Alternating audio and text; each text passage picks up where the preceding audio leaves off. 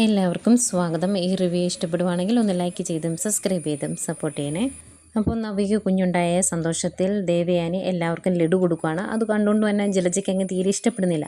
അന്നേരം മുത്തശ്ശി ചോദിക്കുന്നുണ്ട്, നിനക്കൊരു കൊച്ചുമോൻ ഉണ്ടായിട്ട് നിനക്കെന്താ ഒരു സന്തോഷമില്ലാത്ത, നീ ആ ഹോസ്പിറ്റലിലേക്ക് പോയി പോലും ഇല്ലല്ലോ എന്ന് ചോദിക്കുമ്പം ദേവയാനിയും പറയുന്നുണ്ട്, അത് തന്നെ ശരിക്കും നീയല്ലേ ഇപ്പോൾ അവിടെ കാണേണ്ടത് എന്ന് ചോദിക്കും. അന്നേരം ജലജ പറയുന്നുണ്ട്, അതെങ്ങനെയാണ് ഞാൻ അങ്ങോട്ട് പോകുന്നത്, അതിൻ്റെ ആവശ്യമൊന്നുമില്ല, ഇപ്പം തന്നെ അവിടെ ആവശ്യത്തിലേറെ ആൾക്കാരുണ്ട്, ഞാൻ ചെന്നില്ലെങ്കിലും കുഴപ്പമില്ല എന്ന് പറയുമ്പം ദേവയാനി പറയുന്നുണ്ട്, എങ്കിലും നിൻ്റെ കൊച്ചുമോനല്ലേ, നീയല്ലേ അവിടെ കാണേണ്ടത് എന്ന് ചോദിക്കും. അന്നേരം ജലജ ചോദിക്കുവാണ്, ഈ പറയുന്ന ഏട്ടത്തി നായനെ പ്രസവിക്കുവാണ് അവിടെ കാണുമോ, ഇല്ലല്ലോ എന്നിങ്ങനെ പറയുമ്പോൾ മുത്തശ്ശി പറയുന്നുണ്ട്, അങ്ങനെയൊന്നുമല്ല ദേവയാനി, ഇങ്ങനെ ഒരു സന്ദർഭം ഉണ്ടാവുകയാണെങ്കിൽ അവിടെ കാണും. നായനോടുള്ള എല്ലാ എതിർപ്പും മാറ്റിവെച്ച് അവൾ അവിടെ തന്നെ കാണും. കാരണം ഉണ്ടാകുന്നത് മരുമോളുടെ കുഞ്ഞ് മാത്രമല്ല, സ്വന്തം മകൻ്റെ കുഞ്ഞുകൂടിയാണ് എന്നുള്ള ബോധമൊക്കെ അവൾക്കുണ്ട് എന്ന് പറയും. അന്നേരം ജലജ പറയുന്നുണ്ട്, എനിക്കിവിടെ ദേഷ്യം വന്ന് നിൽക്കുക, എവിടെ അങ്ങോട്ട് കടന്ന ഒരു കൊച്ചിനെ ഇങ്ങോട്ട് കൂട്ടിക്കൊണ്ട് വന്നില്ല അച്ഛൻ എന്ന് ചോദിക്കും. അന്നേരം മുത്തശ്ശൻ പറയുന്നുണ്ട്, പണ്ട് നിനക്ക് തന്ന അതേ സംരക്ഷണമാണ് ഞങ്ങളിപ്പോൾ ചന്തുമോൾക്ക് കൊടുക്കുന്നത്. ഇനിയിപ്പം ആര് പറഞ്ഞാലും അവളെ വിട്ട് കളയാനൊന്നും ഞങ്ങൾ തീരുമാനിച്ചിട്ടില്ല. ഈ കുടുംബത്തിലെ ഒരു അവകാശിയായി തന്നെ അവൾ വളരും. അതുകൊണ്ട് ആ കാര്യമൊക്കെ അവിടെ നിൽക്കട്ടെ, നീ ഇപ്പം മര്യാദയ്ക്ക് ഹോസ്പിറ്റലിലേക്ക് പോകാൻ നോക്കുക എന്ന് പറയുമ്പം ജലജ ദേഷ്യപ്പെട്ട് അങ്ങോട്ട് പോവുകയാണേ. അന്നേരം മുത്തശ്ശി ചോദിക്കുന്നുണ്ട്, ആ കുഞ്ഞിൻ്റെ മുഖത്ത് നോക്കി അതിനെ വേദനിപ്പിക്കാൻ ആർക്കെങ്കിലും പറ്റുമോ എന്ന് ചോദിക്കുമ്പം ദേവേന പറയും, പറ്റും, അച്ഛനും അമ്മയും ദത്തെടുത്ത ഈ ജലജയ്ക്ക് പറ്റും, വേറെ ആർക്കും പറ്റില്ല എന്ന് പറയുമ്പം അങ്ങ് സങ്കടമാവുന്നുണ്ട് മുത്തശ്ശിക്ക്. പിന്നെ കാണിക്കുന്നത് നന്ദുവിനെയാണ്. നന്ദു നവ്യയുടെ പ്രസവം കഴിഞ്ഞു എന്നോർത്തിങ്ങനെ ടെൻഷൻ അടിച്ചിരിക്കുകയാണ്. അന്നേരം എടി, ഇത് സാധാരണ എല്ലായിടത്തും നടക്കുന്ന കാര്യമല്ലേ, നീ ടെൻഷൻ അടിക്കണ്ട എന്നൊക്കെ പറഞ്ഞ് നന്ദുവിനെ കൂട്ടുകാരി ആശ്വസിപ്പിക്കുന്നുണ്ട്. ഏതായാലും ഇവരിങ്ങനെ സംസാരിച്ചുകൊണ്ടിരിക്കുമ്പോഴത്തേക്കും നയനെ വിളിക്കും. എന്നിട്ട് പ്രസവിച്ച കാര്യമൊക്കെ പറയും. രണ്ടുപേർക്കും ഭയങ്കര സന്തോഷമാണ്. ഇനി വിശദമായിട്ട് വൈകിട്ട് വിളിച്ച് കാര്യങ്ങൾ പറയാം, ഞാൻ ഈ വിവരം കുറേ പേരും കൂടി ഒന്ന് വിളിച്ച് പറയട്ടെ എന്ന് പറഞ്ഞ് നയനെ ഫോൺ വയ്ക്കും. ഫോൺ വെച്ച് കഴിയുമ്പം നന്ദു പറയുന്നുണ്ട്, എനിക്ക് ഒത്തിരി സന്തോഷമായി, ഇപ്പോഴൊരു ആശ്വാസമായത് എന്നൊക്കെ പറയുമ്പം നിനക്ക് സന്തോഷമായി, പക്ഷേ എനിക്ക് ആകെ വിഷമമാണ്. നമ്മളുടെ പുതിയ ട്രെയിനർ ഒരു കാലമാടനാണെന്നാണ് പറഞ്ഞത്. അയാൾ ചെറിയ കാര്യങ്ങൾക്ക് പോലും പ്രശ്നം ഉണ്ടാക്കും. അതോർത്തിട്ട് എനിക്ക് ആകെ ടെൻഷനാണ്.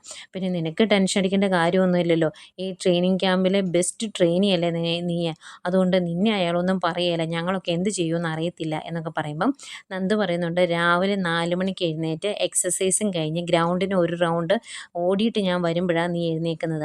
അതൊക്കെ മാറ്റി വെച്ച് രാവിലെ തൊട്ട് എൻ്റെ കൂടെ അങ്ങ് എക്സസൈസിന് വരുവാണെങ്കിൽ നിൻ്റെ ഈ വിഷമമൊക്കെ മാറും എന്ന് പറയുമ്പം ഇനിയിപ്പോൾ അങ്ങനെ എന്തെങ്കിലും ചെയ്യണോ, അല്ലെങ്കിൽ അങ്ങേര് നമ്മളെ പെടുത്തിക്കളയും, ഫിറ്റല്ല എന്ന് പറഞ്ഞ് ട്രെയിനിങ് നീട്ടിക്കൊണ്ട് പോകാനും സാധ്യതയുണ്ട്, അതുകൊണ്ട് അങ്ങനെയൊക്കെ ചെയ്യണം എന്ന് പറഞ്ഞിരിക്കുകയാണ് കൂട്ടുകാരി. പിന്നെ കാണിക്കുന്നത് നയനയും കനകയാണ്. നയനയ്ക്ക് ആകെ ടെൻഷൻ ചന്തുവിൻ്റെ കാര്യം ഓർക്കുമ്പോൾ, ചന്തുമോളുടെ കാര്യം ഓർക്കുമ്പോൾ അത് മനസ്സിൽ കിടക്കുന്നതുകൊണ്ട് ഇങ്ങനെ ആലോചിച്ചുകൊണ്ടിരിക്കുകയാണ്. അന്നേരം കനക ചോദിക്കുന്നുണ്ട്, എന്താ മോളുടെ മനസ്സിൽ എന്തെങ്കിലും വിഷമമുണ്ടോ, നവിക്കൊരു കുഞ്ഞുണ്ടായിട്ട് മോളുടെ മുഖത്ത് ഈ തെളിച്ചൊന്നും കാണുന്നില്ല, എന്തോ വിഷമമുള്ള പോലെ, വീട്ടിലെന്തെങ്കിലും പ്രശ്നമുണ്ടോ എന്നൊക്കെ ചോദിക്കുമ്പം അങ്ങനെയൊന്നും ഇല്ലമ്മേ, ഏതായാലും നല്ല രീതിയിൽ കാര്യങ്ങളൊക്കെ അവസാനിച്ചല്ലോ, ചേച്ചിക്ക് ഒരു പ്രശ്നമില്ലാതെ കുട്ടി ഉണ്ടായല്ലോ, അതിൻ്റെ സന്തോഷം തന്നെയുള്ളൂ എന്നിങ്ങനെ പറയുവാണ്.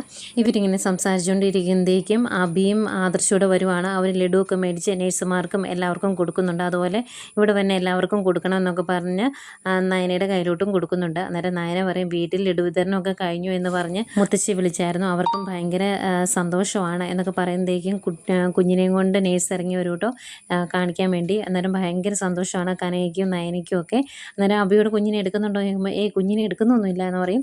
നല്ലൊരു മോന് ഏതായാലും കണ്ടു കഴിയുമ്പോൾ ആദർശിനും ഭയങ്കര സന്തോഷമൊക്കെയാണ്. അന്നേരം ആദർശ് ചോദിക്കുന്നുണ്ട്, കുഞ്ഞിൻ്റെ അമ്മയ്ക്ക് കുഴപ്പമൊന്നുമില്ലല്ലോ. അന്നേരം ഒരു കുഴപ്പമില്ല, കുറച്ച് കഴിയുമ്പോഴത്തേക്കും വാർഡിലേക്ക് മാറ്റാം എന്ന് പറയും. എന്നിട്ട് അവരകത്തേക്ക് പോയി കഴിയുമ്പോഴേക്കും കനക പറയുവാണ്, നല്ല ആരോഗ്യമുള്ള കുഞ്ഞിനെയാണ് ഈശ്വരൻ നവിക്ക് കൊടുത്തത്. അതിന് പ്രധാന കാരണം അബി മോനോടെയാണ്. മോൻ അവസാന സമയങ്ങളിലാണെങ്കിൽ പോലും അവളോട് ഒരുപാട് സ്നേഹത്തോടു കൂടി പെരുമാറുകയൊക്കെ ചെയ്തില്ലേ, അതിൻ്റെ സമാധാനം അവൾക്കുണ്ടായിരുന്നു എന്ന് പറയുമ്പം നയനയും പറയുന്നുണ്ട് കേട്ടോ, അതിൻ്റെ ക്രെഡിറ്റ് അബിക്കാണ്. അബി അതുപോലെ ചേച്ചിയെ സ്നേഹിച്ചു, അതിൻ്റെ സന്തോഷവും സമാധാനവും ഒക്കെ ഉള്ളതുകൊണ്ടാണ് ഇങ്ങനൊരു കുഞ്ഞുണ്ടായതെന്ന് നയനയും പറയുന്നുണ്ട്. അന്നത്തേക്കും അബിക്ക് ഒരു ഫോൺ കോൾ വരുവാണ്. അത് ആ കേസ് അന്വേഷിക്കുന്ന SI ആട്ടോ. അത് അങ്ങേർക്ക് പൈസ കൊടുത്താണല്ലോ അഡ്ജസ്റ്റ് ചെയ്ത് നിർത്തിയേക്കുന്നത്. അന്നേരം നമുക്കൊന്ന് കാണണമല്ലോ, നിങ്ങളുടെ മുത്തശ്ശൻ കേസ് കേസ് സ്ട്രോങ് ആക്കണമെന്ന് പറഞ്ഞ് മോളിൽ നിന്നൊക്കെ വിളിപ്പിക്കുന്നുണ്ട്. അന്നേരം അതിൻ്റേതായ രീതിയിൽ എന്നെ കാണുമെന്ന് പറയുമ്പോൾ ഉറപ്പായിട്ട് സാറിനെ വന്ന് കാണാം ഞാൻ എന്ന് പറഞ്ഞിട്ട് ഫോൺ കട്ട് ചെയ്യും. അത് കഴിഞ്ഞ് അഭി ആദർശനോടായിട്ട് പറയുവാണ്, ആദർശേട്ടാ ഒന്നിങ്ങ് വരാമോ എന്ന് ചോദിച്ച് വിളിച്ചുകൊണ്ടങ്ങ് പോവാണ്. എന്നിട്ട് മാറി നിന്നിട്ട് ആദർശേട്ടാ എങ്ങനെ പറയണം എന്ന് എനിക്ക് അറിയത്തില്ല എന്നൊക്കെ പറഞ്ഞ് ഇങ്ങനെ മുഖവുര ഇടുമ്പം ആദർശ് ചോദിക്കും, ഇങ്ങനെയല്ലല്ലോ ഇതിനു മുമ്പ് നിനക്ക് വേണ്ട ആവശ്യങ്ങളെല്ലാം നീ എന്നോട് പറയാറുണ്ട്, ആവശ്യമുള്ളതും ഇല്ലാത്തതും ഒക്കെ പറയാറുണ്ട്, ഇപ്പോൾ എന്താ ഒരു തടസ്സം എന്ന് ചോദിക്കും. അന്നേരം നിനക്ക് പൈസയുടെ ആവശ്യത്തിനാണോ ഈ കിടന്ന് ഉരുളുന്നതെന്ന് ചോദിക്കുമ്പം എൻ്റെ ആവശ്യങ്ങളൊക്കെ ആദർശേട്ടന് അറിയാലോ, ഹോസ്പിറ്റൽ ചിലവ് വലിയൊരു ചിലവായിരിക്കും, അതുപോലെ പല ആവശ്യങ്ങളും ഉണ്ട് എന്ന് പറയുമ്പം ആദർശ് പറയുന്നുണ്ട്, ഹോസ്പിറ്റലിലെ കാര്യം ഓർത്ത് നീ ടെൻഷൻ ആകണ്ട, ആ ചിലവൊക്കെ ഞാൻ നോക്കിക്കോളാം. പിന്നെ നിൻ്റെ വേറെ എന്തെങ്കിലും ആവശ്യത്തിന് പൈസ വേണമെങ്കിൽ ഒരു 5 ലക്ഷം രൂപ ഞാൻ അങ്ങ് ട്രാൻസ്ഫർ ചെയ്തേക്കാം. പിന്നെ നിൻ്റെ ജോലിയുടെ കാര്യമല്ലേ, അങ്ങനെ എന്തെങ്കിലും വിഷമമുണ്ടെങ്കിൽ അതിലും നമുക്ക് എന്തെങ്കിലും പരിഹാരം കാണാം, ഞാൻ മുത്തശ്ശനോട് സംസാരിക്കാം എന്നൊക്കെ പറയുവാണ്.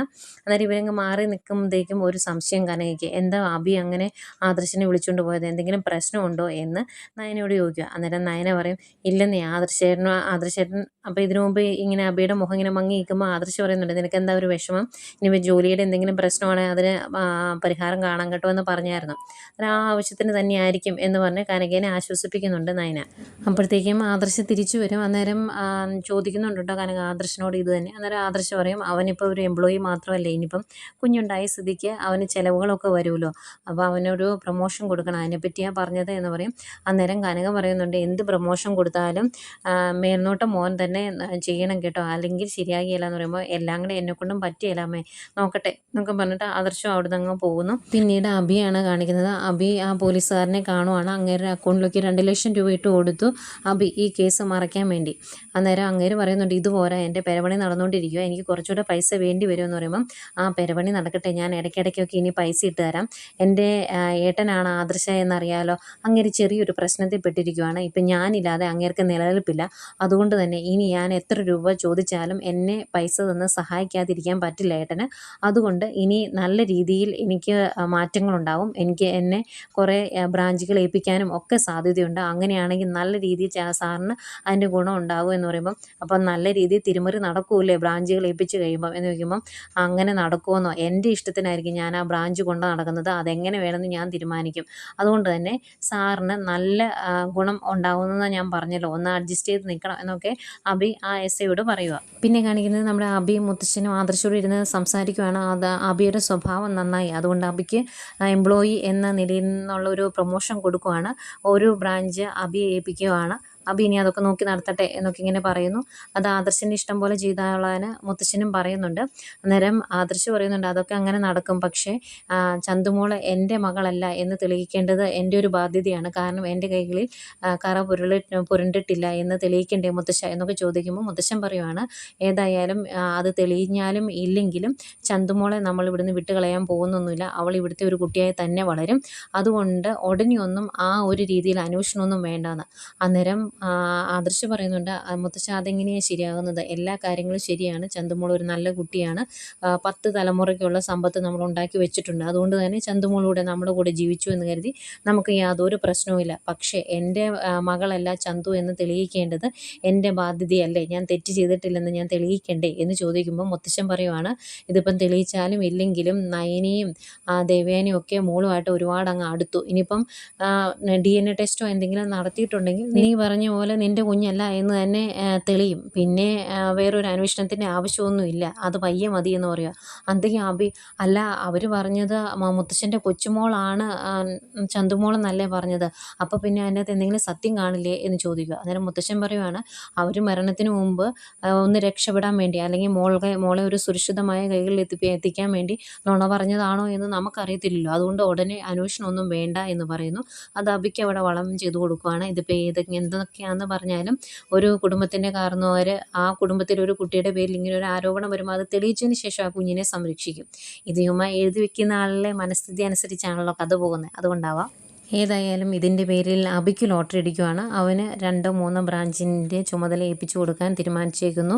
അന്നേരം അഭി മനസ്സിലോർക്കുവാണ്, 1-2 ബ്രാഞ്ചൊന്നുമല്ല, ഈ പോക്ക് പോവുകയാണെങ്കിൽ സൗത്ത് സോൺ അല്ലെങ്കിൽ നോർത്ത് സോൺ മൊത്തം എൻ്റെ കീഴിലാക്കാൻ എനിക്കറിയാം എന്നിങ്ങനെ മനസ്സിൽ ചിന്തിച്ചുകൊണ്ട് നിൽക്കുന്ന അഭിയെ കാണിച്ചുകൊണ്ട് ഇന്നത്തെ എപ്പിസോഡ് അവസാനിക്കുന്നു.